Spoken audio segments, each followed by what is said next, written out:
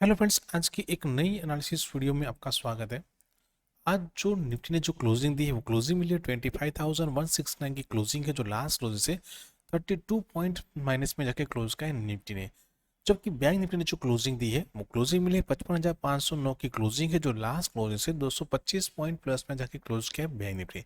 यानी कि हमें एक निफ्टी के सामने बैंक निफ्टी के अंदर एक पॉजिटिव साइड जो है क्लोजिंग देखने को मिली, यानी कि बैंकिंग सेक्टर के अंदर एक पॉजिटिव साइड जो है आज मूवमेंट जो है देखने को मिली हुई है। फर्स्ट यदि हम डेली बेसिस पे देखते हैं बैंक निफ्टी को, तो आप देखेंगे तो लास्ट 3 दिन की जो गिरावट थी उसके बाद थोड़ा सा आज के दिन एक पॉजिटिव साइड जो है हमें यहाँ पे है क्लोजिंग देखने को मिला है, यानी कि पॉजिटिव की कैंडल फॉर्मेशन बनी हुई है। ठीक है। लेकिन यदि हम देखा जाए तो यहाँ से एक बड़ी सी मूवमेंट देखने को मिली थी, यानी कि जितना यहाँ पे डाउनफॉल था उससे मोस्ट ऑफली देखा जाए तो 80 से 90% यहाँ पे रिकवर देखने को मिला था और वहां जाके ही सपोर्ट लिया। यानी कि ये जो एक कैंडल फॉर्मेशन है वो हमारी कौन सी कैंडल है, वो एक सप्लाई जोन है। यानी यहाँ से एक सेलिंग प्रेशर आया था, तो वहीं से जो कहा जा सकता है कि उस कैंडल का यहाँ पे क्या लिया है, एक रेजिस्टेंस लिया और वापस से थोड़ा सा यहाँ पे डाउनफॉल देखने को मिला हुआ है। तो अभी हमारे लिए जो डेली बेस पे जो इम्पोर्टेंस लेवल है वो फर्स्ट ये लेवल है, कैंडल है जो अराउंड है 56,000 का लेवल है, साइकोलॉजिकल लेवल रहेगा हमारा स्ट्रॉन्ग, जो हमारे लिए अभी नेक्स्ट जो है लेवल इंपॉर्टेंट रहेगा। यदि इस लेवल के ऊपर कम से कम 2 से 3 दिन सस्टेन कर जाता है तो हो सकता है कि बैंक निफ्टी जो है अराउंड 57,250 से लेके ऑल टाइम जो हाई लगाया था 57,600 के आसपास का उसको रिटेस्ट कर सकता है।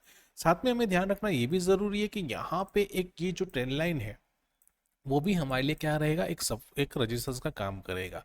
यानी यदि ये लेवल ब्रेकडाउन जो हो जाता है और उसके ऊपर यदि यहाँ पे एक रेंज बनता है, कुछ दिन सस्टेन करता है, फिर यदि ऐसे ब्रेकआउट देता है तो फिर यहाँ से बड़ी सी मूवमेंट देखने को मिल सकती है, या फिर एक डाउन साइड मूवमेंट देगा तो यहाँ पे भी फिर हमारे लिए फिर वापस यही लेवल रहेगा, सपोर्ट जोन के लिए काम करेगा बैंक निफ्टी के अंदर। ठीक है। तो ये कुछ लेवल से जो डेली चार्ट के अंदर हमें ध्यान रखना जरूरी है बैंक निफ्टी के अंदर। जबकि निफ्टी भी देखा जाए डेली चार्ट के अंदर तो यहाँ पे भी देखेंगे लास्ट 4 दिन से यहाँ पे भी एक बड़ी सी गिरावट देखने को मिल रही है, यानी कि ये जो एक डाउनफॉल देखने को मिला था वापस यहाँ पे वी शेप में एक प्रॉपरली एक वी शेप के अंदर यहाँ पे पूरी रिकवर देखनी, यानी ये जो लेवल था उसका भी ब्रेकआउट हुआ और उसके ऊपर सस्टेन किया, प्लस ये जो लेवल था उसका भी ब्रेकआउट हुआ और उसके ऊपर भी जाके दिया, लेकिन फिर यहाँ से एक रिजेक्शन देखने को मिला। अब रिजेक्शन कहाँ पे देखने को मिला देखा जाए तो हमारे पास जो इंपोर्टेंस जो लेवल है अभी ये लेवल है। यदि इस कैंडल का लेवल का लोग मार्क करते हैं हाई लो, तो ये कैंडल फॉर्मेशन जो है वो हमारे लिए स्ट्रॉन्ग सपोर्ट का यहाँ पे रजिस्टर का काम कर रही है। यानी देखिए वहीं से एक रिजेक्शन देखने को मिला, क्योंकि अब देखिए यहाँ पे कुछ रेंज बनाया था, रेंज बनने के बाद जब इस कैंडल ने इसका ब्रेकडाउन दिया तो फिर डाउनफॉल यहाँ पे मूवमेंट देखने को मिली।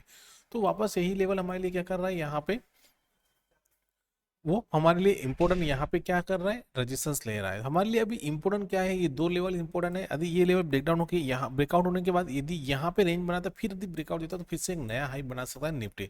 लेकिन जब तक डाउन साइड में है तब तक मान सकते हैं थोड़ा सा नेगेटिव है। अभी हमारे लिए जो नेक्स्ट सपोर्ट जोन है वो अराउंड ये लेवल है, 25,100 से लेकर 25,000 का लेवल हमारे लिए डाउन साइड में क्या रहेगा, वो सपोर्ट का लेवल रहेगा डेली चार्ट के अंदर। ठीक है। अभी हम चलते हैं फर्स्ट निफ्टी के 15 मिनट के चार्ट पे और वहां देखते हैं कि कौन से लेवल्स इंपॉर्टेंट है कल के लिए, इंट्राडे सेशन के लिए।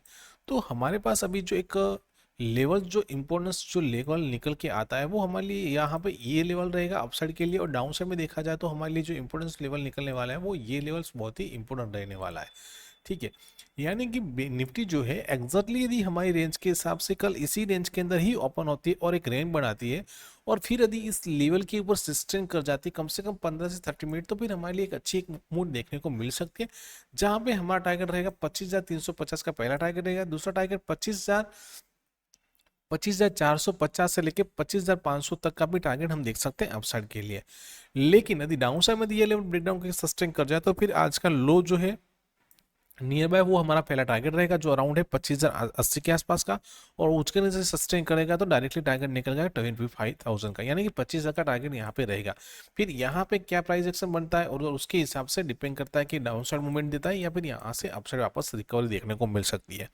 ठीक है। तो ये कुछ लेवल्स है जो ध्यान रखना जरूरी है कल के लिए, इंट्राडे सेशन के लिए। अभी हम चलते हैं बैंक निफ्टी के चार्ट पे।